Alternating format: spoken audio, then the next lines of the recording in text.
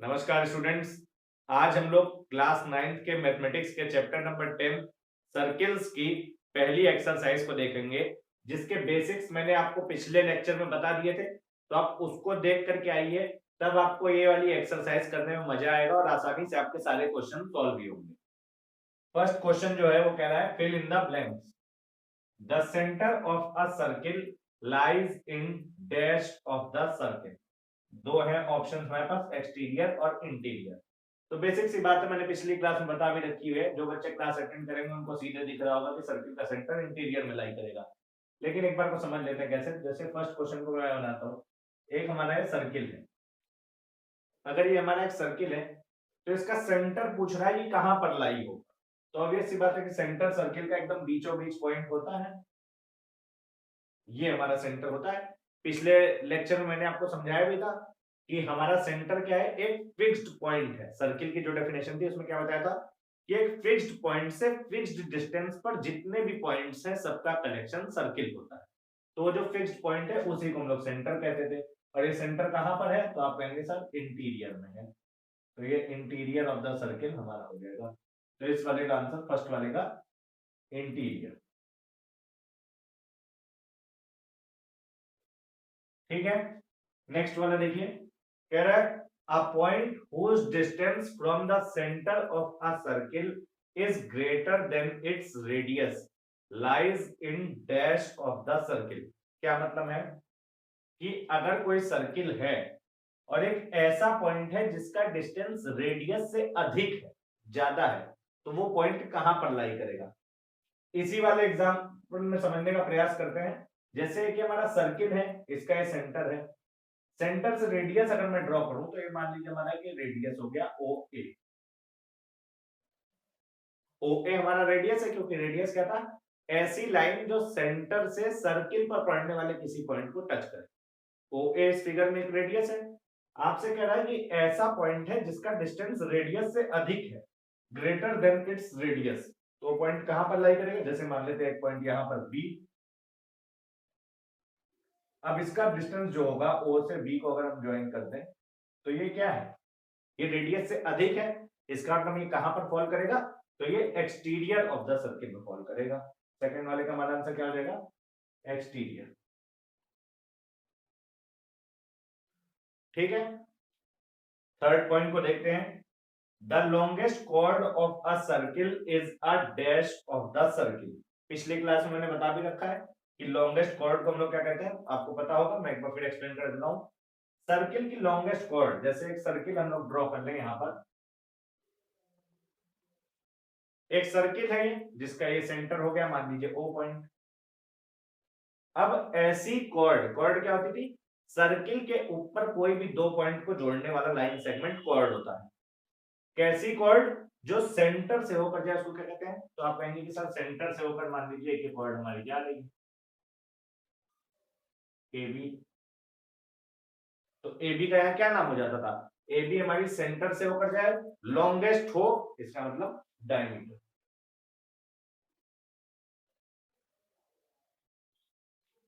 ठीक है, ऐसी कॉर्ड जो सबसे लंबी है, लॉन्गेस्ट है, या फिर ऐसी कॉर्ड जो सेंटर से होकर के जा रही है, वो डायमीटर होगी। और एक सर्किट में जितने भी डायमीटर होते हैं तो सबकी लेंथ कैसी होती है, बराबर होती है। ऐसा नहीं हो सकता कि एक ही सर्किल में कोई 7 सेंटीमीटर का डायमीटर है, कोई 10 सेंटीमीटर का डायमीटर, पॉसिबल नहीं। फोर्थ वाला पूछ रहा है an arc is a dash when its ends are the ends of a diameter. यानी कि एक आर्क हमारी क्या कहलाती है, जब उसकी आर्क के जो एंड पॉइंट्स हैं वही डायमीटर के भी एंड पॉइंट्स हैं। जैसे हम लोग एक सर्किल ले लेते हैं। एक ये सर्किल है, इसका सेंटर है। अब इसमें कोई आर्क, जैसे मान लीजिए कैसी आर्क, कोई भी दो पॉइंट मान लें, उनके बीच का पोर्शन हमारा आर्क हो जाता था।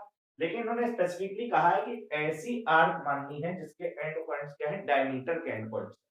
तो मान लीजिए आपकी एक ये पॉइंट हो गया ए, एक ये पॉइंट हो गया बी।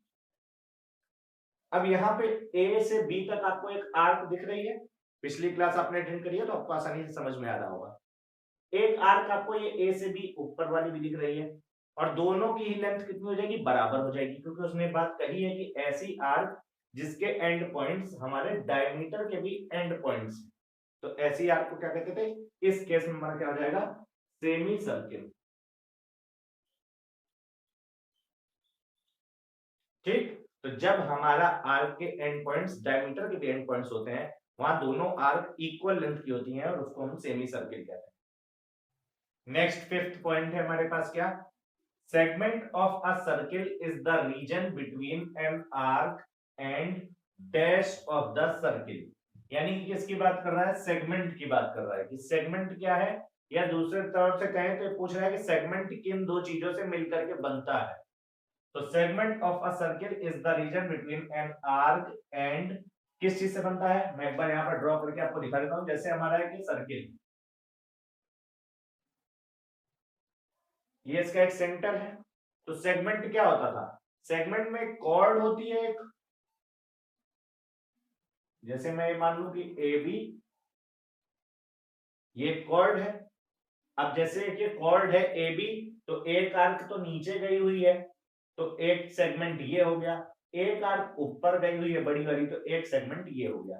तो एक ये वाला जो हमारा सेगमेंट है, इसको हम लोग कहते थे माइनर सेगमेंट। एक ये जो ऊपर वाला पूरा सेगमेंट है, इसको हम लोग कहते थे major segment.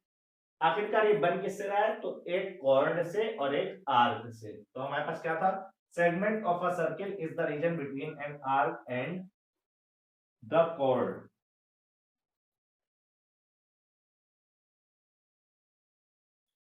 Of the circle. Next sixth वाले में देखिए क्या कर रहा है? A circle divides the plane on which it lies in dash parts। पिछली क्लास में बता रखा है, एक सर्किल जब भी प्लेन होता है, जैसे मान लीजिए एक हमारे जो व्हाइट बोर्ड है ये प्लेन सरफेस है, इसमें हम एक सर्किल ड्रॉ कर देते हैं। ये हमारा एक सर्किल ड्रॉ हो गया। तो जब भी सर्किल ड्रॉ होगा तो ये जो प्लेन था हमारे पास, इसको तीन पार्ट में बांटेगा। कौन कौन से?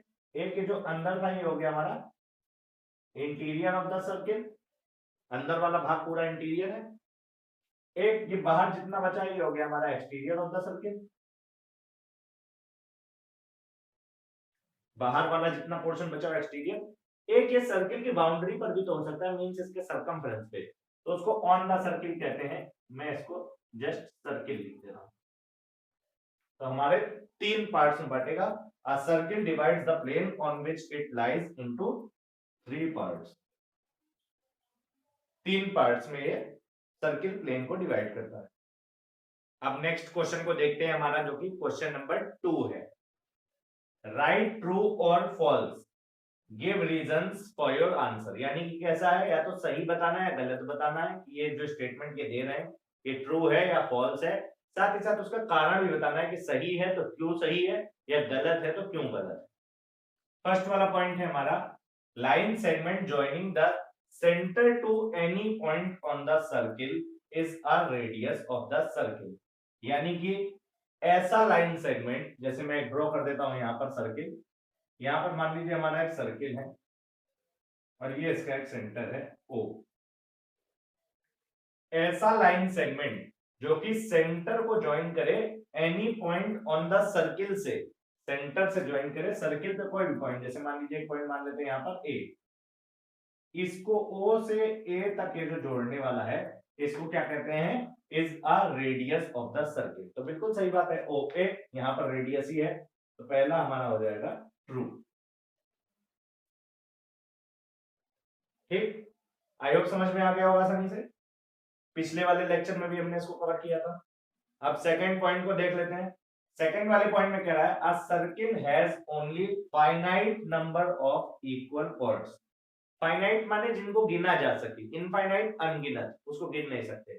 तो स्टेटमेंट हमारा कह रहा है कि किसी भी सर्किल में जो कॉर्ड्स इक्वल होंगी, यानी कि अगर एक 5 सेंटीमीटर तो दूसरी 5 सेंटीमीटर, तो ऐसी हम कितनी कॉर्ड बना सकते हैं? तो ये कह रहा है फाइनाइट, यानी कि एक निश्चित नंबर ऑफ कॉर्ड्स ही ऐसी बन सकती है।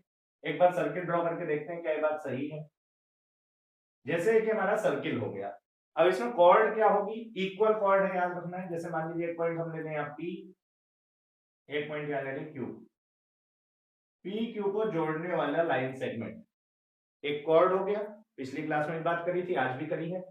तो PQ जो है कॉर्ड है, जैसे इसकी लेंथ मान लेते हैं एग्जांपल के तौर पर हम 5 सेंटीमीटर।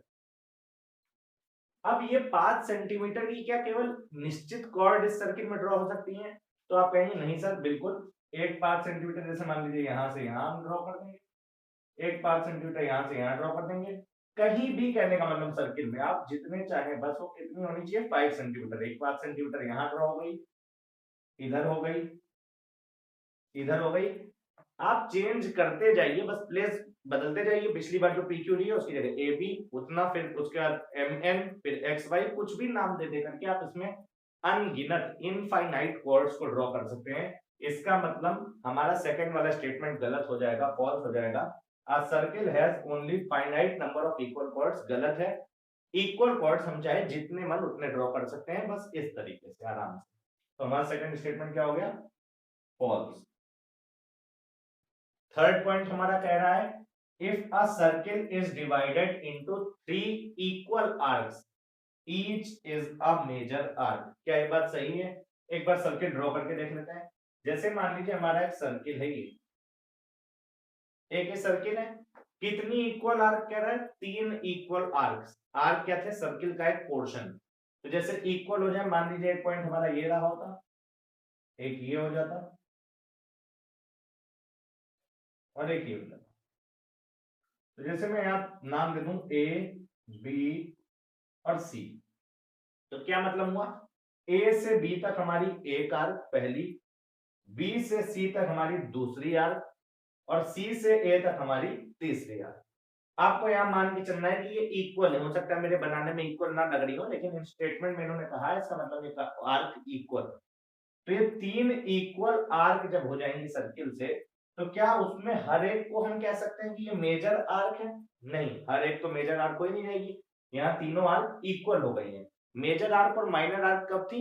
जब हम एक सर्किल जैसे यहाँ पर ड्रॉ करें और एक पॉइंट ले लें यहाँ A और एक पॉइंट यहाँ ले लें B।